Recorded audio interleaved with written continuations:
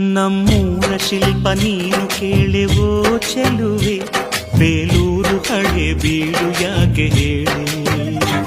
ನಮ್ಮೂರ ಬೊಂಬೆ ನೀನೆ ಕೇಳೆವೋ ಚೆಲುವೆ, ರಂಭೆ ಊರ್ವಶಿ ಯಾಕೆ ಹೇಳಿ.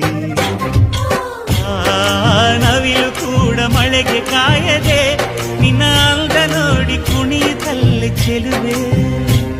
ಓ ರಾಜ್ಕುಮಾರಿ, ಓ ರಾಜ್ಕುಮಾರಿ, ಊರಿಗೆ ಮೆರುಗು ತಂದಾನೆ.